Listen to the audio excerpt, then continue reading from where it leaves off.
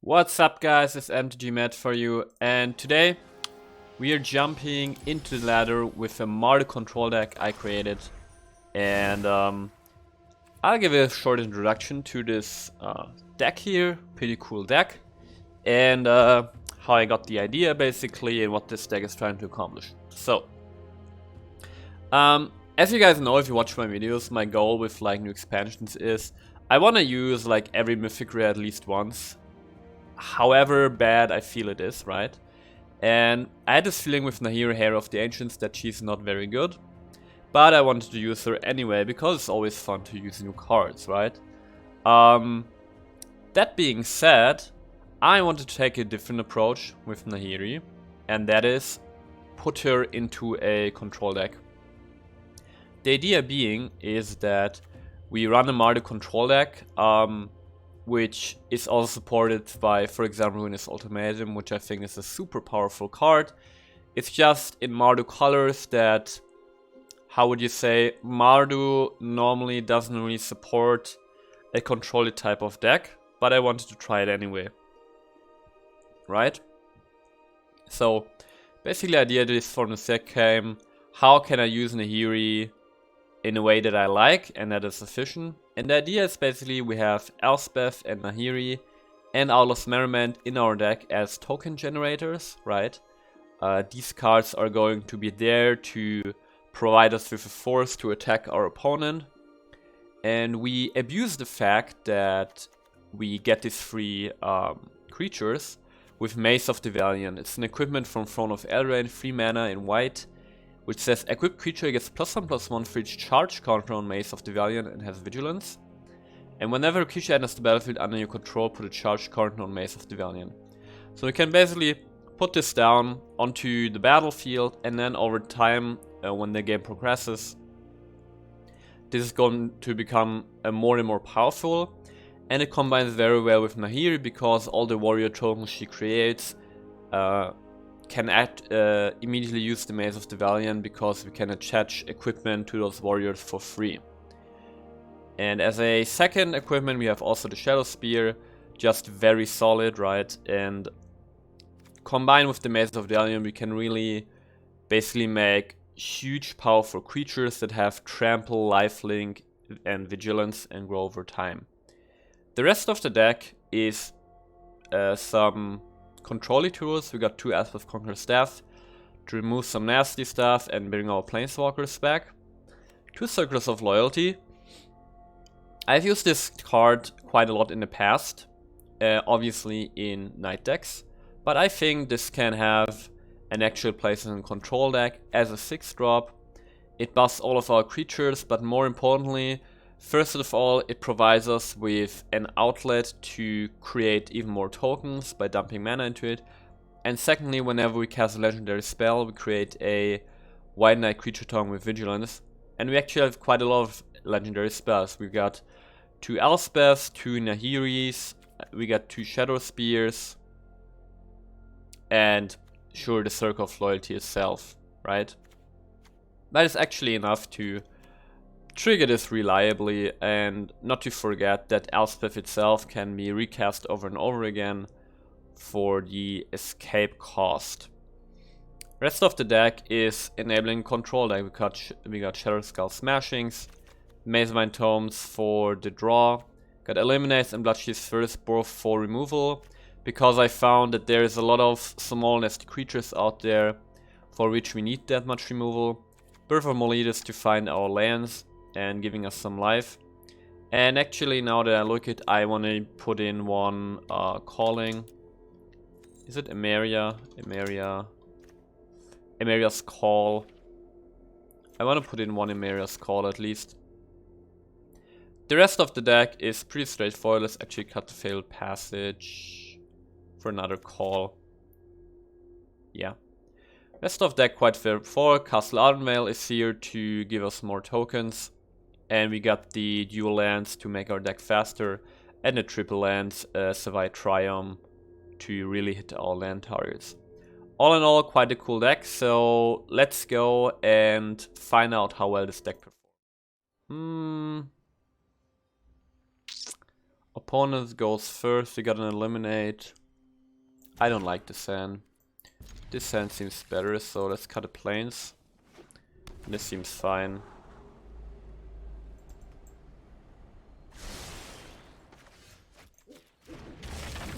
So we got the triomes.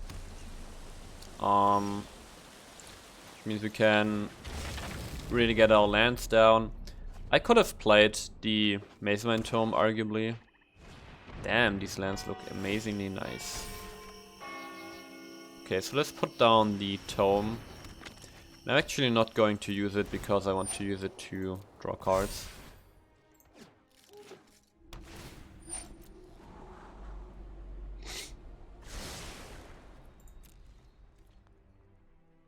Yeah. Okay, let's actually draw a card here. Seems good. I don't know yet what kind of deck our opponent plays. But it also seems to be a control-y type of deck. Now the Ruinous Ultimatum, I never see people use it. But it's just one of these cards that, you know, can completely win you the game. A one-sided board wipe for everything our opponent has. And while it's at the top end, it's just this threat that lingers there. So, understandably, your opponent removes this threat. Okay, so let's play the Birth first. I wonder if it's worth it to remove the Midnight Clock with Elspeth. Okay. Sure.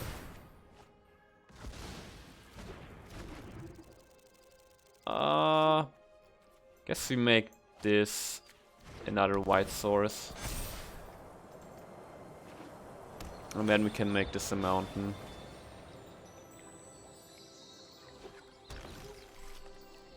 Yeah, quite recently I haven't actually played a lot of Magic because I just felt like playing some different game right now. I play some Teamfight Tactics on the side. Because sometimes I've actually find it in a way exhausting that Magic is obviously this type of game where you have to put in energy to have fun. And what I mean by this is that you have the most fun with Magic if you put in your time and effort to build a really cool deck, you know, trying it out, refining it. That's for me the most fulfilling experience about Magic. I actually want to draw a card. But sometimes, you know, I just don't feel like putting creativity in some game. I actually sometimes just want to sit down and chill and basically be entertained and just see how the game is progressing as I'm moving through it. And Teamfight Tactics is that kind of game. Maybe at someday I'll upload some other games, but for the time being I want to dedicate this channel to Magic. But of course you're welcome to tell me in the comments how you would feel about me uploading other games on this channel. Maybe I do this sometime in the future. Okay, I think there's a pretty cool Elspeth to get rid of the Midnight Clock. And I think I want to play the Pathway. So this way we can draw another card. And I don't mind 7 damage, it's fine. Can just remove the Beanstalk Giant.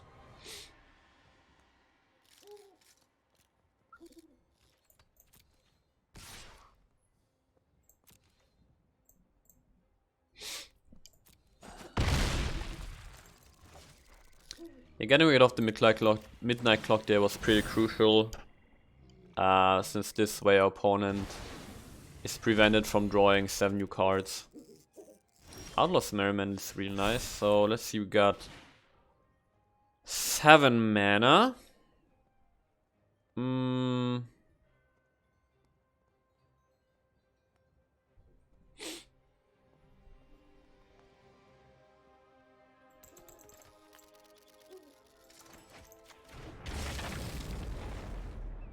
This is actually a bit tricky.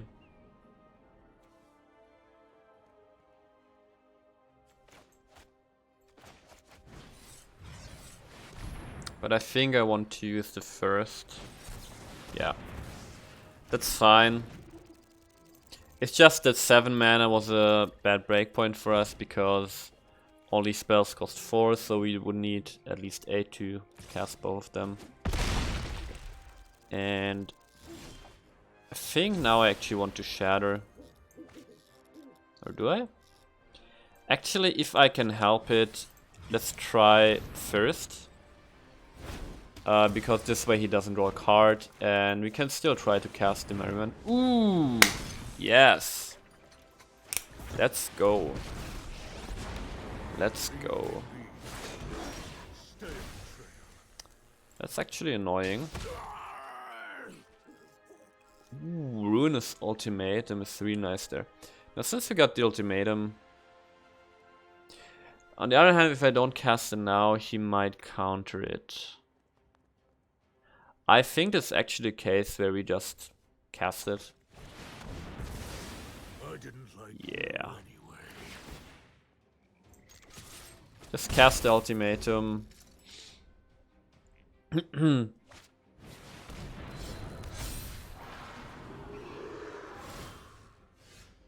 I think that was a fine decision there. Let's play the Circle. Should have played the Swamp against the Mystic Dispute, maybe? Mystical Dispute. We got it off anyway. I'm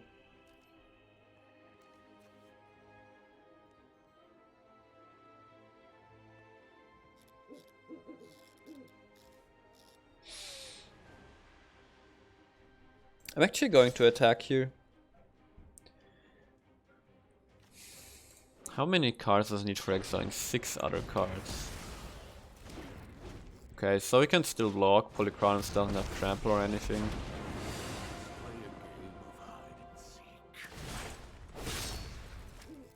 Interesting, okay. He's going for the face. This is actually nice because this means that we can just kill the Garruk.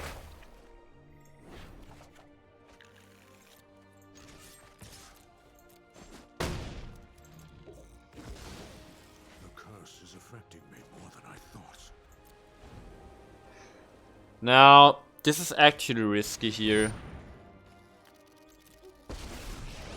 If he's got removal spell, we die.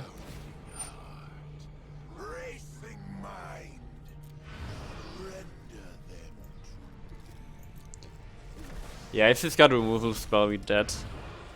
Recoil to the recess of your mind. Yeah.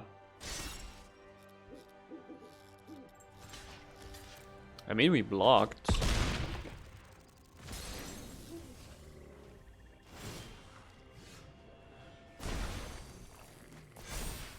Smashing is nice, we can remove Polychronus. But first things first, let's... Wait. This also targets Planeswalkers.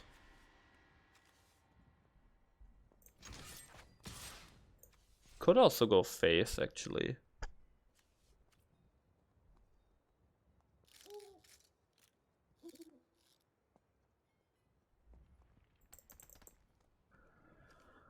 This is actually tricky, but I think let's just attack Ashiok. I will haunt your dreams. Yeah, I mean, obviously we don't use this Shadow Skull Smashing now.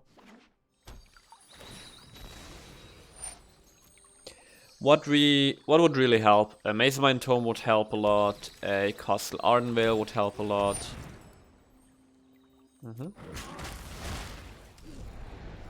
Guess now he's recasting it. All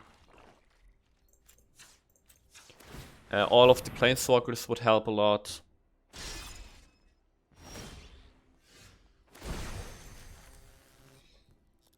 Now we're at 4 life, but our opponent... Ooh. We're at 6 life actually. Fortunately our opponent is not in colors that can hit us directly. Okay, Nahiri's gone, but we still get a knight. And can really start applying some pressure here to our opponent. And this is basically the state where you want to get, right? You got your Circle of Loyalty, Outlaw's Merryman and so on. And you're just generating tokens after tokens.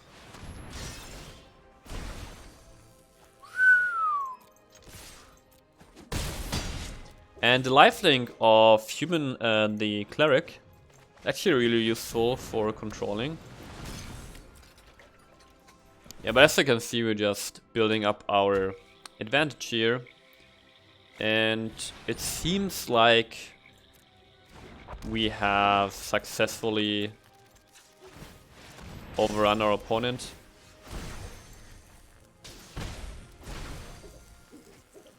So we can do x equals 6, right? Let's try.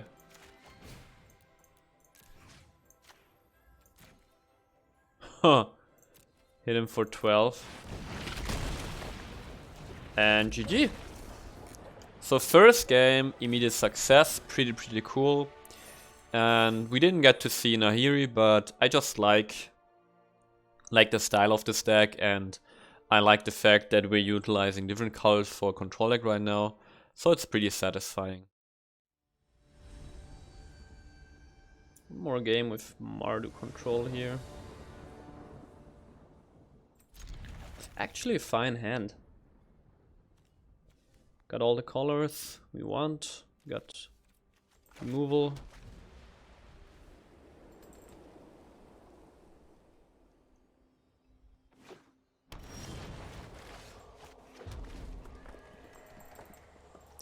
Oh yes, we got a Nahiri.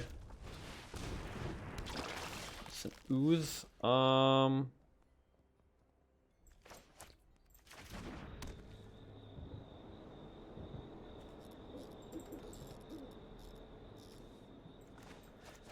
Let's actually use the birth here. And I'm not... Actually, I want to use the Blood first, so this way maybe we can cast Nahiri next turn, together with a blocker.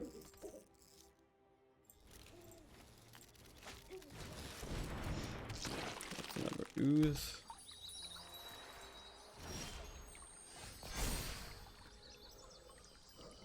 Actually, let's put down the Merriment. Merriment is way more threatening than Nahiri, also harder to remove.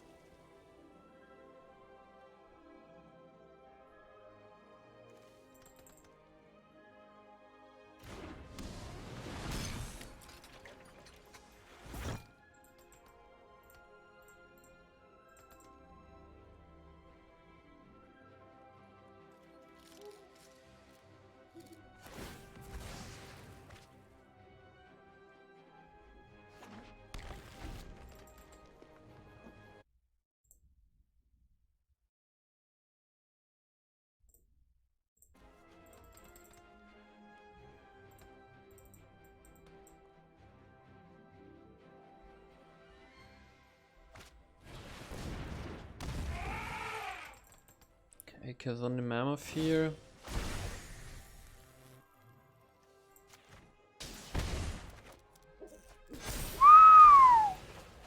No, this is actually really nice.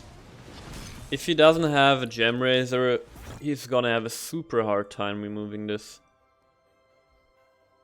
Or like, not removing, but in general just dealing with this. But I don't think Gruul Landfall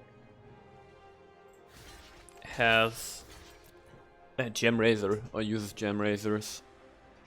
I don't think so. Now in this exact spot, a Vase of Demalion would be super cool.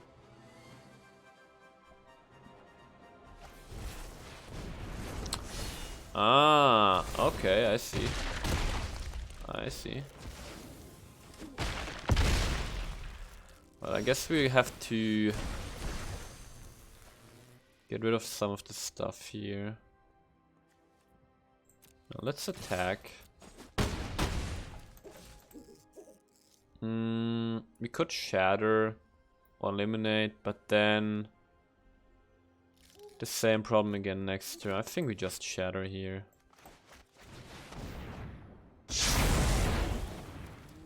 I'm getting my units for free, plus we still got eliminates and the planeswalkers coming up. Actually, the hasty creatures from Outlaws Merriment together with Elspeth's -1 ability is pretty nice.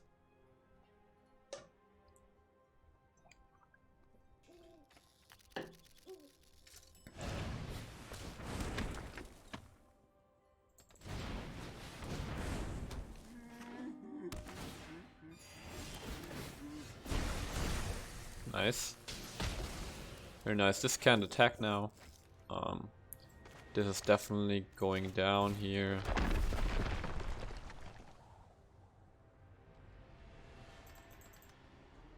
I actually just want to eliminate this.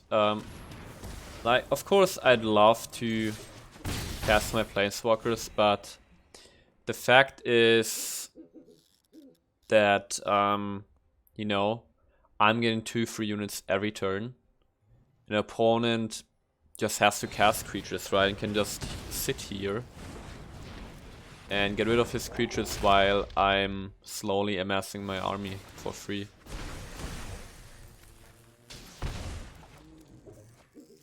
Nice Castle Admiral. And now this here is actually super nice, because you can really pressure him now with Elspeth. Plus if we pump the lifelink guy, get more life back, and yeah. We're back to 16 life. And this is what it looks like when this deck works out perfectly. It's just really, really nice. Really, really cool. I love it.